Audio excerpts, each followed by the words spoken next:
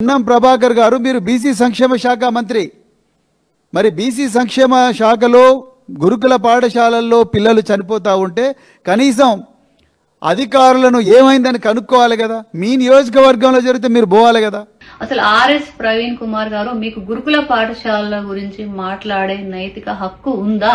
మీరు గురుకుల పాఠశాలల సెక్రటరీగా చేసినప్పుడు బహుజనుల బిడ్డల్ని పక్కన పెట్టి కేవలము స్వేరో ఆర్గనైజేషన్ సభ్యులకు మాత్రమే కాంట్రాక్ట్లు ఇచ్చి ఎంత అన్యాయం చేసిరో ఓసారి గుర్తు తెచ్చుకోండి.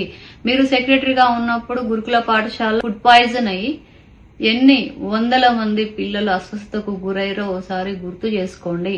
ఆర్ఎస్ ప్రవీణ్ కుమార్ గారు మీరు బహుజనుల వాదాన్ని అడ్డు పెట్టుకుని బహుజనులంతా నా బిడ్డలే అని చెప్పి మాయావతి గారి దగ్గరికి వెళ్లి మీరు అధ్యక్షుడి పదవి తెచ్చుకొని ఇక్కడికి వచ్చి కేసీఆర్ గారిని అనేక విధాలుగా విమర్శించారు. కేసీఆర్ ఒక పాస్పోర్ట్ దొంగ, కేసీఆర్ మీద కాచిగూడలో పోలీస్ స్టేషన్ లో కేసు బుక్ అయింది, కేసీఆర్ దొరల పాలన, రాక్షస పాలన అనే అనేక విధాలుగా మీరు విమర్శించిన తీరు ఇప్పటికీ యూట్యూబ్ లో ఉన్నది.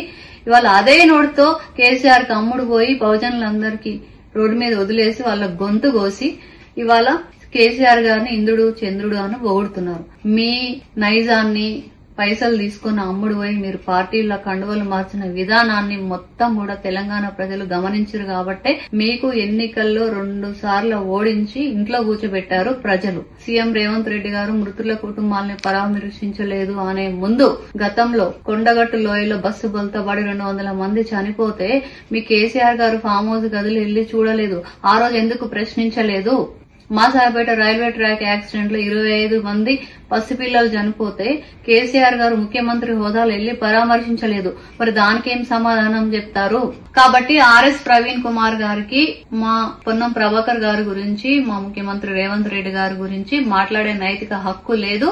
వాళ్ళు మీ నాయకుడు లాగా లక్షల కోట్ల అవినీతిని చేసి తెలంగాణ సెంటిమెంట్ అడ్డు పెట్టుకుని తెలంగాణను అప్పుల పాలు చేయలేదు, తెలంగాణను దోచుకోలేదు. కాబట్టి ఇంకొకసారి కాంగ్రెస్ పార్టీ గురించి, కాంగ్రెస్ పార్టీ నాయకుల గురించి మాట్లాడేటప్పుడు ఆర్ఎస్ ప్రవీణ్ కుమార్ గారు గతాన్ని గుర్తు పెట్టుకుని వారి చరిత్రను గుర్తు పెట్టుకుంటే బాగుంటదని చెప్తున్నాం.